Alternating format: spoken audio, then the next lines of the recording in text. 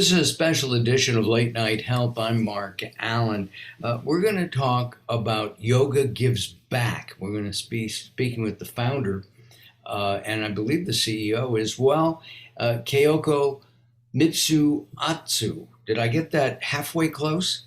Yeah, almost Mitsumatsu. Mitsumatsu. And we're going to talk about this. Now, your background, you're from Japan. You studied, you went to school there. You were a TV news producer there, Yes, right? yes. Right? How long did you do that? So I graduated actually from college I went to in Brazil too, but I graduated in Tokyo and I went to public television, NHK, and became a producer director for current affair programs mainly. I worked there for 7 years like a slave. Japan just passed, it was 1984 when I went enter the company. Japan still didn't pass equal opportunity law, gender, women and men. So anyways, my salary was set lower than men's. Oh, Um, that's ridiculous. Amazing, isn't it? It's It in is. the 80s. Anyways, so I worked there for 7 years. Then I got a job as a cultural attache in London at the Embassy of Japan. So I worked there for 2 years. Then I moved to Los Angeles and I've been producing, directing, researching, coordinating documentaries again for NHK for over 20 years. Well, if you ever need an English guy, you know where to come. Uh, an English speaking guy. I'm not from England. I'm from Los Angeles. You during your work, you needed something, I guess, to relax you, and you got into yoga. Mhm. Tell us about your experience with yoga, and then we're going to talk about your foundation, Yoga Gives Back. Yeah, thank you for the opportunity, Mark.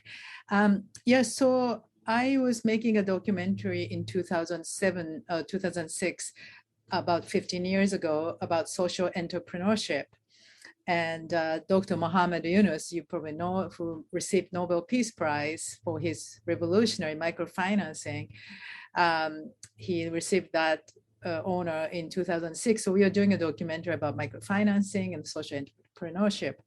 And back in Los Angeles, I was just starting yoga practice. And I took different classes, Kundalini, Ashtanga, and all sorts of classes. And really, when I stepped into Ashtanga class, which is, if you have ever practiced, it's a very rigorous everyday practice. And I was fortunate to bump into a teacher who really also wanted to teach that yoga is not just about physical practice. It is an ancient wisdom of a huge philosophical, spiritual tradition of thousands of years old. So I love physical exercise, but I really was drawn into this spiritual side of the tradition. And very soon, like every day, so it was a great stress release. When I was not shooting, I started going every day and sweat a lot, started losing weight and starting to feel great, right? And then spiritual side was very deep because I was 47.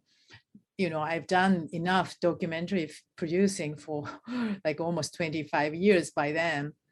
So and I always loved the topics of current affairs, and represent voice for the voiceless was my biggest goal always, even though we dealt with projects of all sorts of stories, Helen Keller to global warming to obesity in the US, all sorts of things.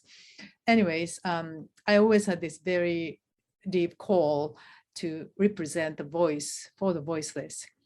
And that's why I went to public television anyway in the first place. So long story short, spiritual journey with yoga started to really make it very clear to me that for the first part of yoga, my life, I should dedicate it to my life to practice, to learn everything, experience everything. But the second part of my life should be dedicated to use what you've learned in the first part of life and give it to other people as a service. And I To learned give that, back, to give yeah, back. give back, exactly. Not to yourself, but to give back because you got so much resources within you as an experience already. So I was 47. And I learned that, and then also learned that from yoga, that yoga's philosophy, that your body is a temple. You have to look after yourself as a temple, not just because you want to feel good and look good, but so that you have this temple to serve others who can use your service. So that also really hit me very hard. So I was ready to kind of shift my, energy from, of course, I was making money and it was my, sustainability to be a producer, but I started to put more effort. I wanted to do something back to give back. So I talked to my yoga teacher also, like in 2007, 15 years ago. There were a lot of yoga classes and charity classes. Yoga community is a very giving place. And there are a lot of charity classes always. And there were HIV support, breast cancer, animal rights. So I used to take these classes. But because I was making this documentary about microfinancing and I knew about the poverty issues in India, one day I realized maybe we should do something to give back to India. So I talked to my teacher and he agreed because he just came back from India. He saw the poverty, firsthand, and he said, let's do it. And we talked to yoga studio owner. That's the beginning. And I started talking about how about, thinking of bringing this microfinancing idea, because microfinancing community platform is, you just need like $10 to give to a poor woman in developing countries like India. She can start a business with $10. It's unthinkable in the US or in developing countries, but that's how it is. And that's how Muhammad Yunus changed millions of people's lives coming out of poverty. While you've been talking, we've been looking at some photos of women and working and doing. You said something about your own pay scale back in the 80s. Even today, in 2022, women are not quite paid as much as guys. Yeah. Get with it, feds. Come on. Yeah, but America is forefront. Japan is still 116th out of 142 countries in terms of gender equality, and that's my background. So I always looked up for US as a like really strong feminist activist country. So like compared to, like, if US still has a problem, you can think of Japan and India, right? Other countries still struggle. Right. And where does the US rank in that? Do you know about? I I forgot, maybe 10. It's not the top. It's not the top. Ah. We still have a ways to go. Mhm. Let's talk about the spirituality aspect of yoga and how it changed your life. I mean, I'm looking at the signage behind you, and it says for the cost of one yoga class, you can change a life. Mhm. Yoga changed your life, Yeah. and I know you said the second part of your life. You're still in your first part of your life. You got I know. another 100 years to go. What can we do in the Western world to help the women in India through yoga gives back? And what are the needs? Yes, good question. Thank you. First question about what you can do in the US or in the West. So if you are benefiting from yoga practice, which can be meditation or just pranayama practice or physical practice, whatever, just honor that source, which is India. And if you're paying $15 a class or $20, just give that to us once or monthly. And for example, if you give $25 for a year for one girl, this like young girl like this, Right. She can continue education instead of being forced to marry. Child marriage still is the highest in the world. 1.5 million girls are forced to marry every year. Ah, Yes, so that's the reality, right? So if you I mean, give, these girls in that photo look like they're 8, 9, 10 years old, 11. yes, yes, they are at risk of being forced to get married as soon as possible, especially during the pandemic. Parents lost their jobs, or one parent died because of COVID. So they're in a very difficult situation. People don't talk about it anymore. Media forgets it. But that's the reality. So first question is, what can we do? So donate or host a fundraiser. If you're doing a yoga class as a student or teacher, you can always just get together for one day and just let's give this class for India's women and children. And you can raise a couple $100. That goes a long way. I mean, it's hard for us to believe that for $10 you Yeah, could start a business, yeah, exactly. right? Mhm, And the education. I mean, I've worked with companies in India, and the people are well educated for the most part. mhm, But India also had, and I don't know if it still does, a caste system, mhm, mhm. and this is where these young women, these girls, are from. Yeah, so the caste system is prohibited by law, Right. but in reality, Uh-huh. if you go to India and see the matrimonial, like a marriage arrangement pages of the newspaper, they, it's amazing. They list what caste the parent is looking for their daughter, for their son, what caste they come from. So they try to match the caste, right? And a lot of women and children we support are from lowest caste, or sometimes it's called untouchables, lowest, untouchable class. So they can never get to, good jobs or good education.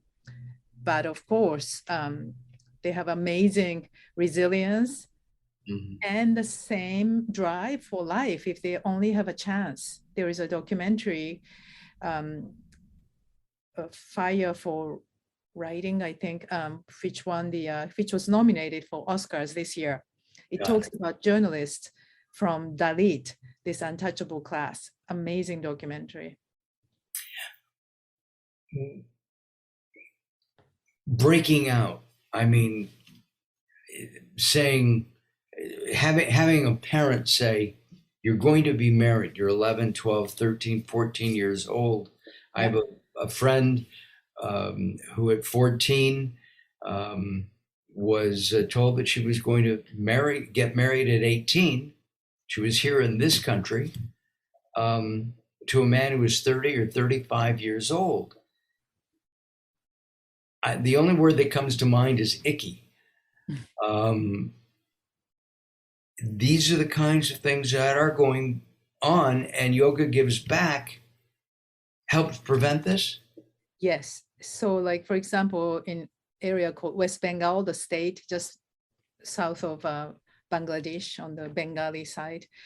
We work with NGO called, NGO is a non-governmental organization, like non-profit, called Nishta.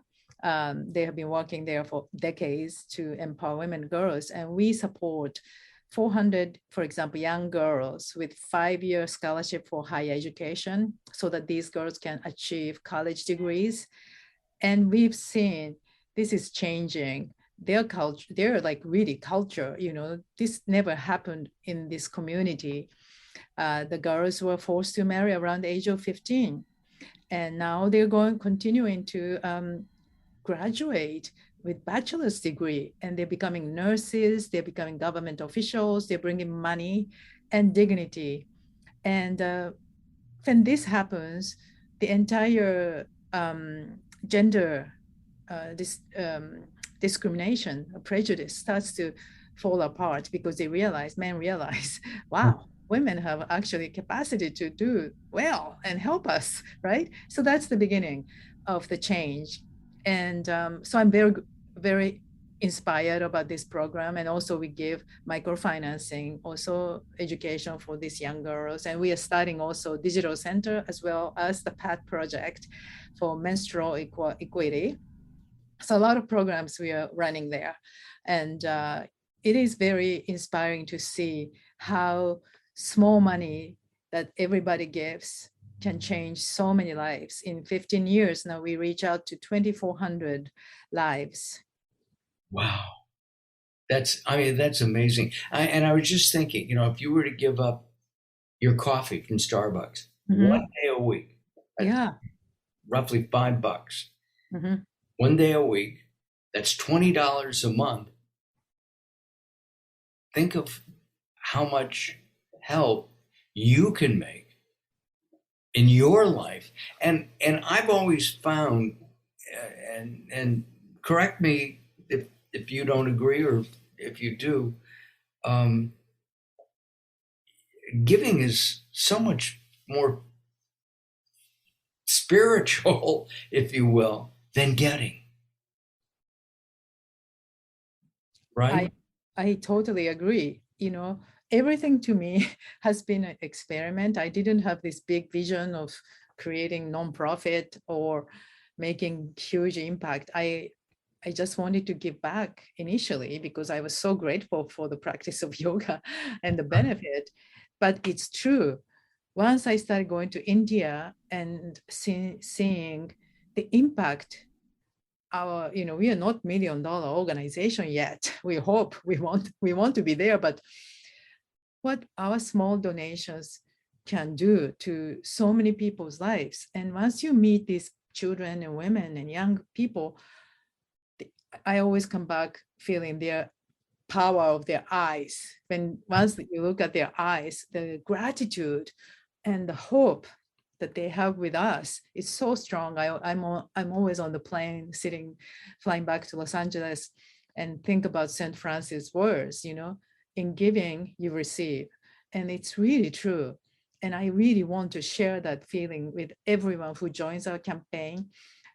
We are giving, but monetarily we're giving, but what we received, because one of the most important thing for me is to share the transformation. That's why I continue to film lots of stories of lives we touch, because you can really see what you have given has transformed so many lives. And when you see that, you receive something very deep and so meaningful, that what you're doing is actually changing lives, and that somehow gives you more energy and inspiration.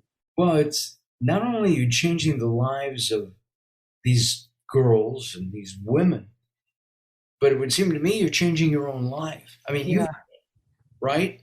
it's true. You're giving. Yeah, it's true. Yeah, I completely changed my profession.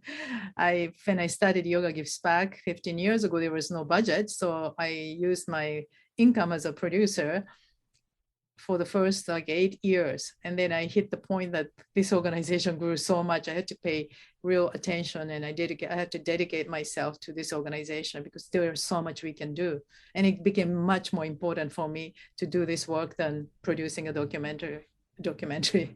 So yeah, it's changed my life, and this is my life mission now. I love it. I think that's great, Kayoko. And we've had up throughout our conversation uh, the Yoga Gives Back website. Visit it. Take a look at the pictures, the stories, and there are videos too on the site, so that you can feel the change. Uh, we've done some programs in the past on sex trafficking. Is that common in India as well? Oh, yes. The area we serve in West Bengal is one of the highest in sex trafficking. So what's Oh, happening, and during the pandemic, it has become much worse. And I've been hearing from our partners that these guys, traffickers, are roaming around the village, even today, because the parents are desperate. They've lost so much money during the pandemic. They were poor to begin with, and they lost their savings, and they're still struggling. And then these guys, traffickers, come with a scheme, like showing like, if you go to this state, we'll give you this much money, which is for the poor family unheard of, like 1 year or 2 years worth of income. We'll give you this money. So your mother and your daughter go to this state and work there. And that's very dangerous. And also they also arrange marriage, look like a marriage, but it's actually trafficking. And our girls that we support, teenager girls, they're like leaders in this community now. So they have found, when they find these suspicious cases, they talk to our organization partner or police, and they've stopped some trafficking cases. As the do the police respond? I mean, Yes. I'm thinking back in the 40s and the 50s here in this country. If a woman was sexually abused, the police would turn their backs. Yeah. Well, I don't know the ratio, but at least these girls have been empowered so much. If there's only one person talking about it, maybe police will ignore. But when there's a bunch of girls and women going to the office every day, things like that, when these activism take place as a group, there's a lot of pressure. And we've seen last couple of years, especially, they have been successful. Word popped into my head: apathy. Mhm. Do you think that most people are apathetic in saying, well, that can't happen to me, it won't happen here? Why do I need to help those people in India, those girls in India? And I say girls because they're young women, Yeah. right? Yes. Just like anything else, no ordinary Americans are bombarded with charity, political campaign emails every day for donations, right? And and also like good causes for charity water or whatever, environmental causes, lots of causes. Ukraine, refugees and Ukraine war. And so you can choose. You can't do everything, right? You can't solve all the problems with only, you only have so much. So here's what I learned from Mother Teresa's missionary of charities in Calcutta, which I visit every time I go there.